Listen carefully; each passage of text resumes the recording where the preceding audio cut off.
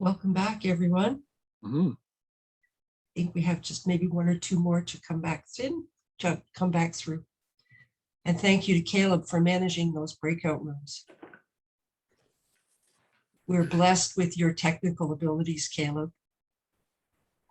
And Caleb is living proof of the fact that geographical boundaries don't mean anything anymore, because he's coming to us from far away. That's right. And we thank Caleb for staying up past his bedtime because he's in Korea. So now I'm interested to hear some of the ideas or questions that came up in your groups. Please go ahead.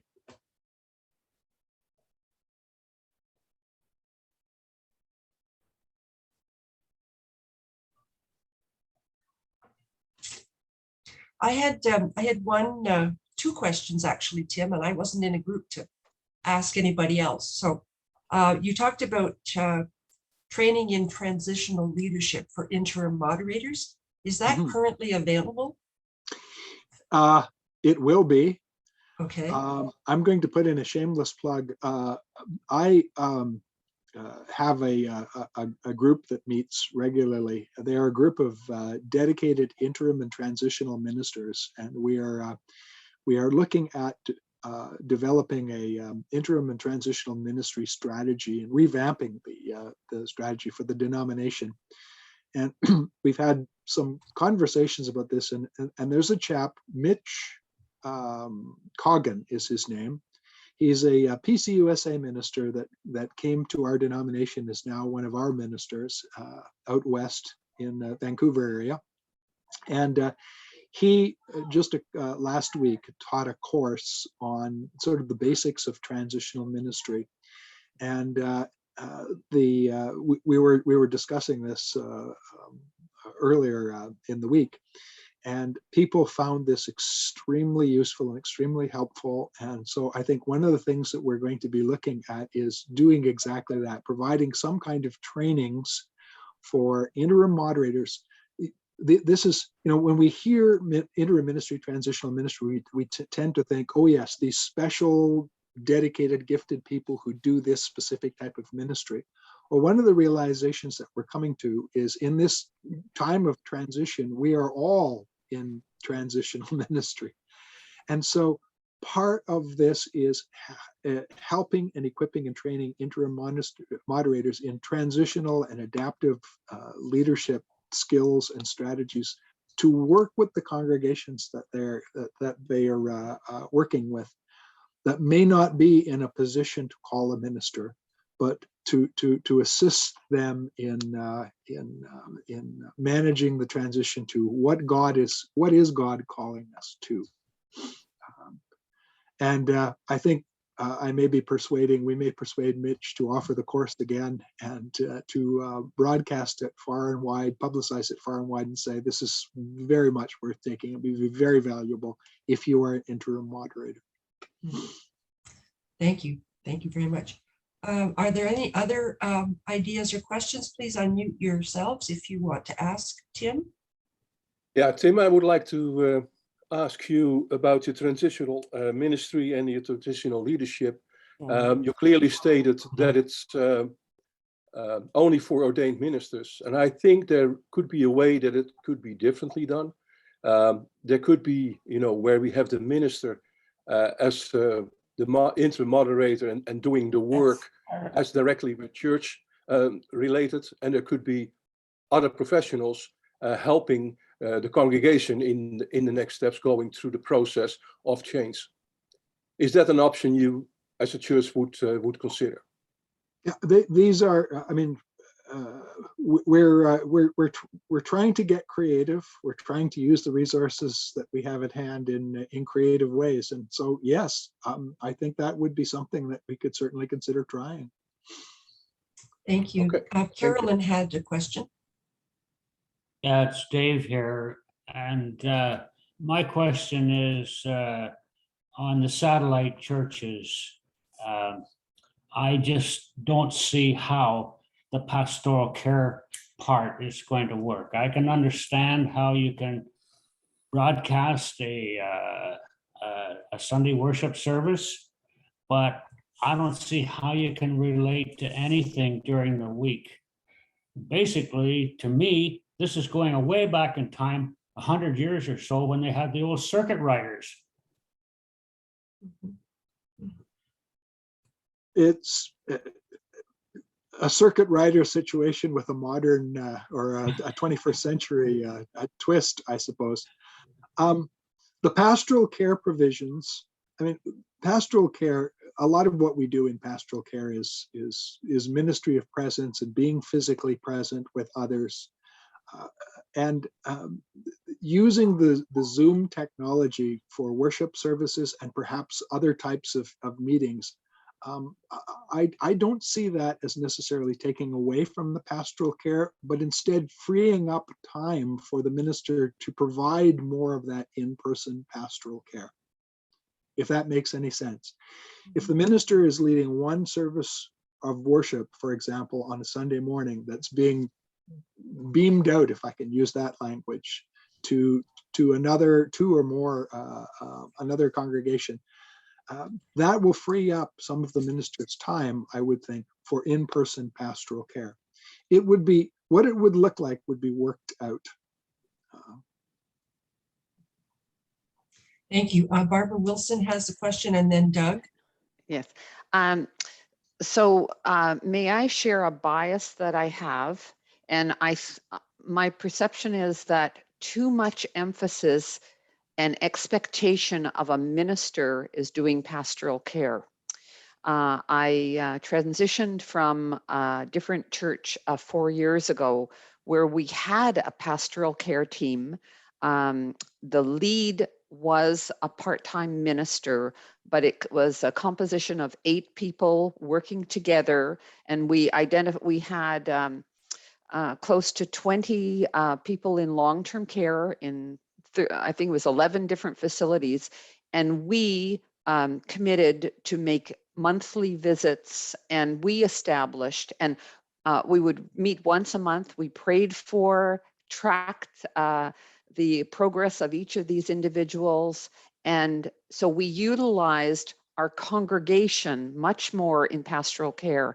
And at the time, we did a lot of research about from other Presbyterian churches, and we found in New Zealand probably was a excellent model, and that's the one we were kind of copying, where and Australia as well is much more focusing the energies and expertise of the local congregation, and people were handpicked as well and chosen, recognizing their skills and friendship abilities.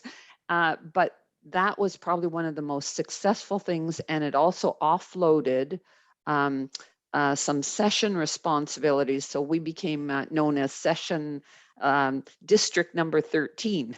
So we would make sure that communication, because often the person going into a long-term care facility or a retirement residence was no longer in the geographic area of their elder. So it kept a tremendous linkage with people who were no longer able to attend the church. And it was very, very positive. So we have to use our lay people much more. Don't depend on the minister alone. Preach it. I'm with you, Barb. Yeah, that is, I mean, that is our model and our theology of leadership. It is the priesthood of all believers. All believers. And in Amen. our understanding, the minister is a resource person who works with the elders on the session so that they can recognize and utilize their gifts for ministry and service Mhm. within the congregation. Mhm. And somehow we have shifted into an understanding where it's the paid professional, the minister, Mhm. who takes on all of the responsibilities. When historically, one of the responsibilities that a minister as a teaching elder Mhm. had in our system is to train elders and train lay people, and so that they can be mobilized for ministry within the congregation. So that's a wonderful story, Barbara, and thank you for sharing that. Thank you. Go ahead, Doug. You had something. I have basically two questions for Tim, and I guess they're rather broad and perhaps a little bit too philosophical. But anyway, Tim, are there any empirical studies on the spirituality of Zoom church worship services? Are they enhancing, neutral, negative towards spiritual growth and development? And the second one, are there any studies on the theological implications of a virtual rather than an embodied ministry? There may be, not that I'm aware of, Douglas, but I'm sure if they're not already out there, they're certainly being done. We've had almost 2 years of experience in virtual church, virtual worship, and we will hear more down the road, I think, about what works, what doesn't work. So what are you hearing right now? I mean, do people like it? Is it just a maintenance phase? They're hoping to go back to church. Do some see it as the future of the church?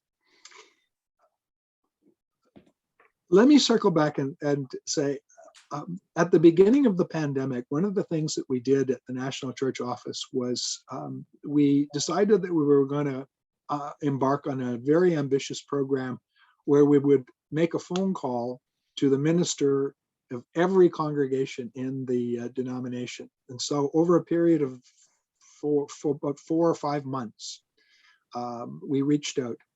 And we were hearing a whole bunch of different things and interesting things. But we were particularly interested in the feedback that we got from congregations that transitioned to online worship. And one of the expectations that many of these congregations had was, if we're going to be doing Zoom worship, we're going to see a downturn in attendance. We're not going to see as many people taking part, and that was a concern. What most congregations found, so to their surprise, was not only were they getting as many people on online worship, but they were actually getting a greater attendance from online worship.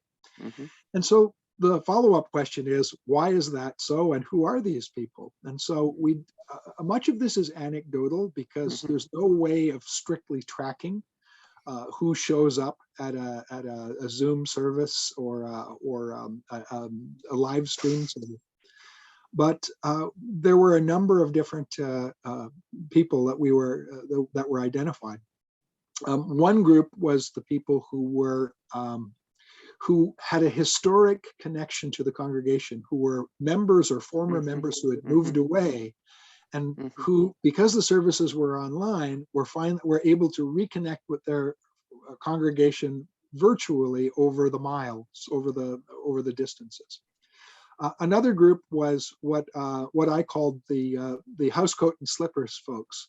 They were very comfortable on Sunday mornings with their favorite mug of coffee and housecoat and in a comfortable chair, and that's how they attended church. And there was some concern about whether this is really comfortable now, and they may not come back when churches start opening up for in-person.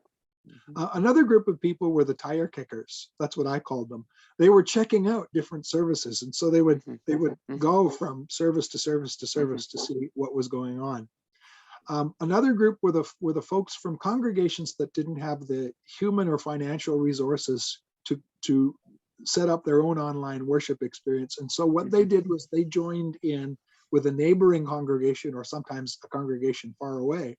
And that was where they worshiped with them virtually. A couple of very interesting observations. We discovered that some of the people who were joining were people who had been hurt by the church. somebody said something, did something, they had a bad experience and they were hurt by the church, but they still needed what the community of faith had to offer. And this online worship was a safe way for them to reconnect.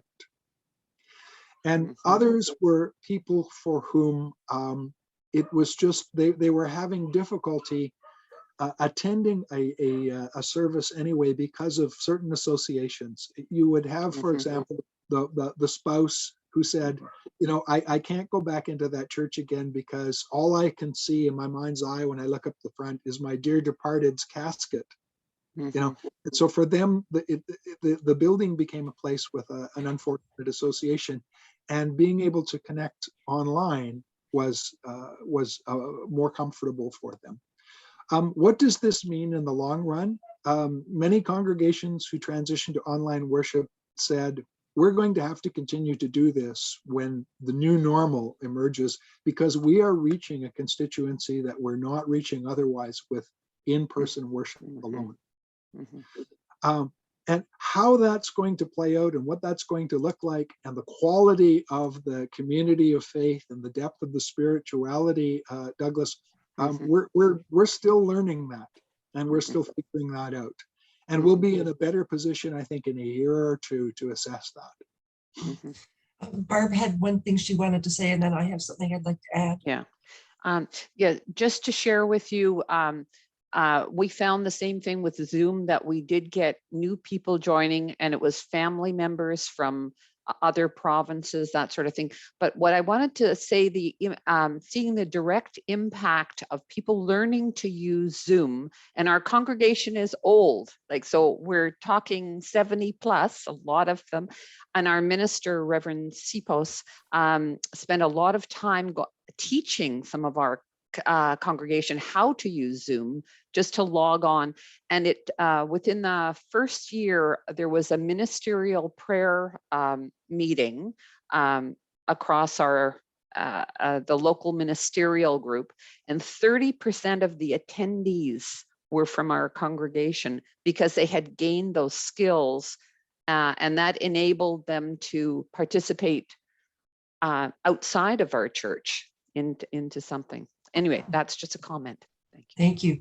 I would just add to that, at St. Paul's in Peterborough, we were in the middle of an interim moderator situation when the pandemic happened, and we started with telephone conference calls.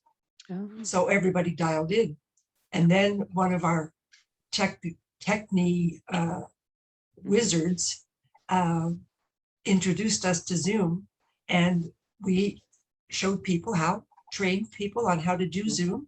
We still have people that only telephone. They like the anonymity, but our attendance increased.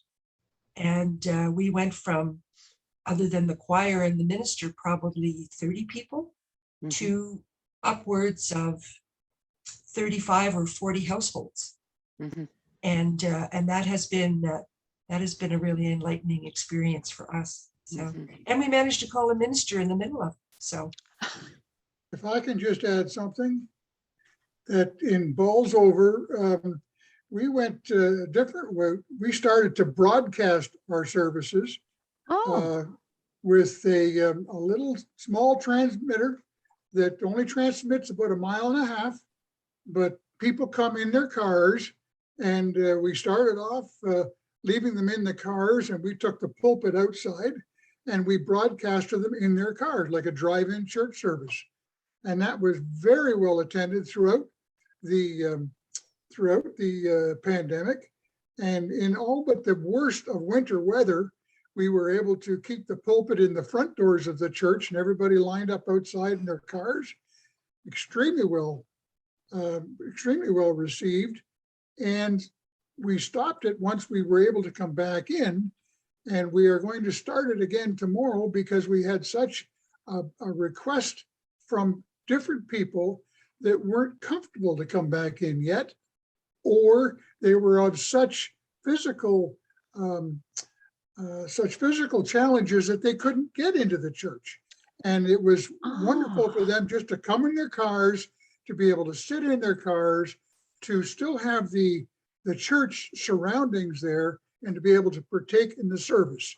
And we're going to try to figure out some way tomorrow to, after church, we have cookies and sandwiches. And as you were saying earlier, we have to somehow include them in those. And that's worked out very well. It's just a small transmitter, simple. It's simple as anything to get it running. And it's worked well for Balls Over. Anyway, thank you. Thank you. Jim, you're unmuted. Did you have something to say? Jim McMaster? No, no, Oh, sorry. thank you. That's okay. Anybody else?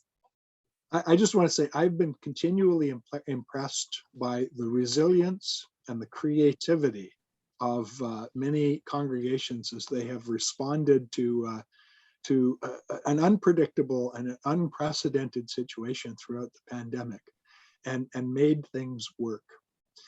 That's been one of the blessings that has come out of this. I have seen lay leadership, people who have been maybe not as actively involved in their life and the work of the congregation, who had a skill set that all of a sudden they could step into, and lay leadership coming forward in the pandemic. Now, I have to qualify that and say it hasn't been all sweetness and light. The other thing that the pandemic has done is many of the outstanding issues, particularly with small congregations struggling with dwindling memberships and dwindling finances, the pandemic has exacerbated some of the things that they've been experiencing for some time, even before it came along. So there are two sides. And as one of our ministers put it, some of us are flying and some of us are dying. I mean, it's that kind of disparity. And these are the changes and the transitions that as a denomination, that as presbyteries and as individual congregations and pastoral charges, we are being called to navigate in this time. Tim, I had one further question about the presentation on ministry arrangements. You talked about a general presbyter that would take on a lot of these duties. Does that person have to be ordained? To serve as an interim moderator, yes. Yes, but Yeah, as it a would be- general presbyter looking after several? It would be an ordained minister who would be serving essentially as an interim moderator for multiple congregations. So and perhaps additional presbytery duties or responsibilities depending on the presbytery's needs. But you can imagine, if the presbytery of Lindsay Peterborough had a general presbyter who was able to look after even 3 or 4 of the congregations that currently require an individual interim moderator, that could free up other ministers' time and energy for ministry. It's Presbytery of London, as I say, has just recently done that. They have a retired minister, Jim Patterson, who has answered the call to be the general presbyter. And in the early going, it sounds like it's working effectively. Good, thank you. Are there other comments before I ask Tim to do a general wrap up, and then we'll have a closing prayer? One of the things that I forgot to mention in my presentation was assessor presbyters.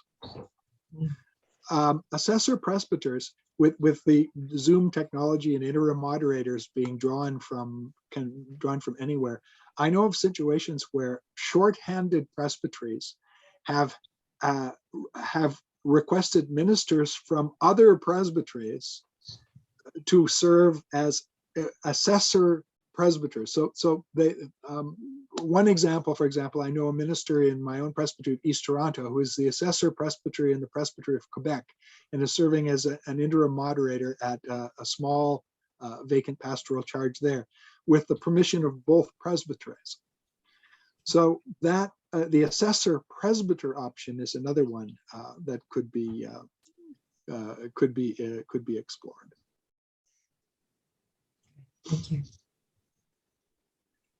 Final comments from our participants. I certainly appreciate Tim spending his Saturday morning with us.